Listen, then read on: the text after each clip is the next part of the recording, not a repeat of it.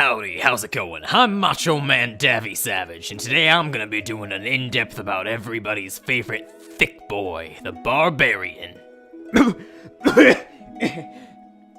Excuse me. What I mean is that I'm going to give some tips for players who are interested in playing the class, as well as a rundown on all the archetypes. Now that means I'm going to be talking about things from sourcebooks other than just the player's handbook, so if you think that any of those other abilities are cool, I would highly recommend getting the book. They're all pretty great. Also, keep in mind that a lot of this is just my opinion, so feel free to disagree with whatever you don't like, and feel free to leave a comment down below. With that being said, let's begin. Okay, so the Barbarian is by far the easiest class to play, to the point where I don't even need to give you an explanation. So yeah, Davvy out.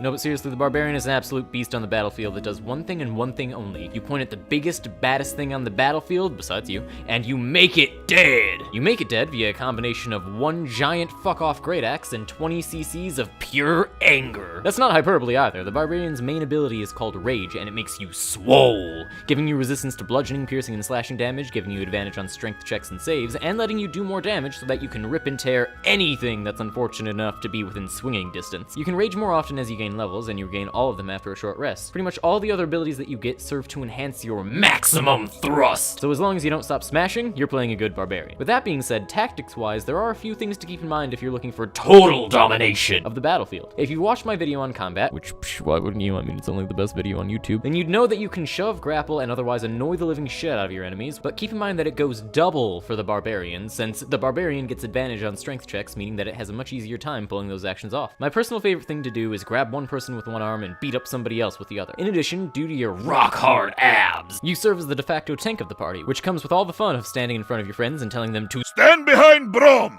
but also means that you can tackle the strongest guy in the group and keep him from getting to anybody else. Honestly, whether you play smart or play with reckless abandon, you're pretty much always going to be playing the Barbarian correctly. Now, there are many different ways to smash, depending on which archetype you choose, and each one has a unique flavor that'll change the way you approach your fights. For starters, we've got the Berzerker, which plays like the Barbarian that you always dreamed you would be. It amplifies your rage to let you attack more often, it can't be charmed or frightened, and it scares the living bejeebies out of people. This is the classic idea of the Barbarian, and I wish that I could recommend this to people, but I can't.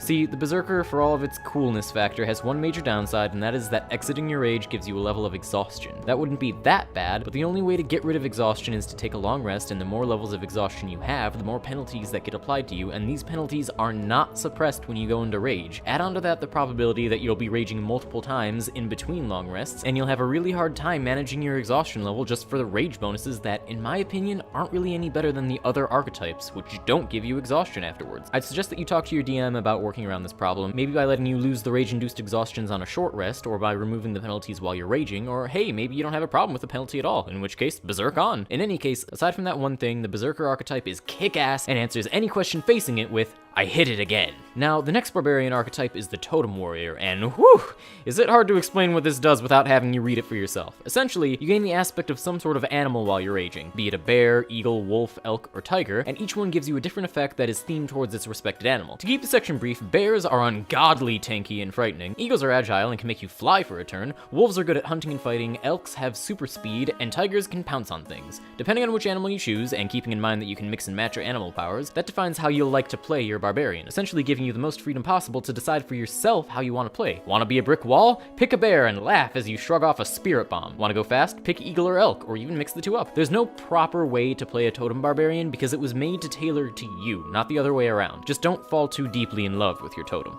So, minor question, do you like ghosts? Do you like the idea of getting so angry that you literally scare ghosts back into the realm of the living and then have said ghosts dick around the battlefield to make your enemies' lives a spooky, scary, spectral hell? Then you'll love the Ancestral Guardian. The Ancestral Guardian has the spirits of the ancestors that came before them, protecting them as they go throughout their journey, and when the Barbarian rages, those spirits enhance the Barbarian's defensive capabilities, turning you into what I like to call a native tank. Essentially, the spirits will protect your allies, getting in the way of attacks meant for them, and making certain enemies do half damage against anybody other than you, making you the type of character that pulls aggro from allies in order to protect them rather than traditionally giving the defensive buffs to yourself. This can change the way you play by allowing you to separate yourself from the rest of the party while still being able to protect them effectively, since who needs a buff Barbarian when you have the buff Barbarian's great Uncle Jimmy who fought in Nam and don't give a shit to nobody. Oh, get back here you little shits, I'ma give you the boppin' of a lifetime. But yeah, jokes aside, play the Ancestral Guardian if you feel like you could use more freedom of movement.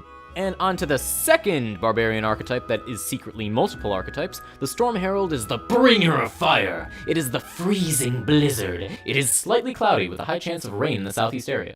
When you pick the Storm Herald, you choose a type of weather, be it desert, sea, or tundra, and then you become the embodiment of that weather, manifesting it whenever you rage into a storm around you. The desert allows you to summon Darude sandstorms that do straight fire damage, it gives you resistance to fire, and it lets you burn people who touch your hot, sizzling abs. The sea is largely the same, but with lightning instead of burning people, and you can use the power of the sea to knock someone down when you hit them. The tundra is my personal favorite, as it subverts the role by giving temporary hit points to any allies that stand in your aura, as well as giving the normal resistance to cold damage and also freezing enemies in place. Unlike the Totem Warrior, no matter which storm you pick, they all play pretty much the same way, in a sense that you want to force yourself into a group of enemies and then wreck shit. As you might expect from seeing a giant, literally thundering behemoth, people will get scared shitless and try to run away, so remember to grapple often with this class so that the area effect is guaranteed to hit somebody every turn. Sure, you might murder them with all your brute barbarian strength before your aura has a chance to do anything, but I can dream, Storm Herald! Lord, forgive those who look upon the barbarians and see nothing but a godless heathen, for they do not know of the raw and diluted can of whoop-ass that they speak of. Guide my axe as I chop 'em up into bits for your evisceration-obsessed glory, and pray that their next of kin is less of a pansy when we next cross paths. Amen.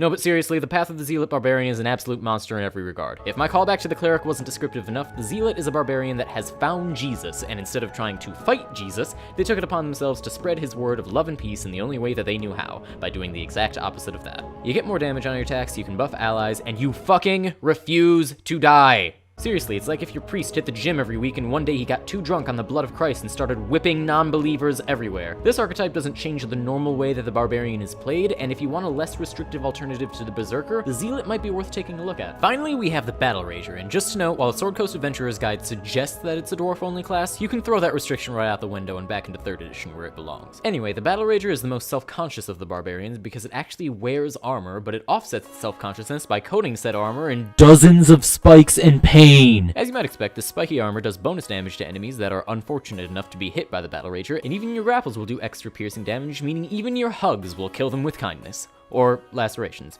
Actually, it's probably more of the second one. Unfortunately, due to the armor only giving you an AC of up to 16, you're more likely to be hit than a normal barbarian, so you're trading armor for damage. Also, this is another class that enhances the way the barbarian is played rather than changes it, so don't feel like you need to do anything special to get this archetype to work for you. It's fueled off a good old barbarian sweat. But that'll about do it. I hope this guide helps you be the barbarian you were always born to be, and if you enjoyed this video, leave a like and maybe subscribe if you want to be a cool dude. But yeah, Davvy out.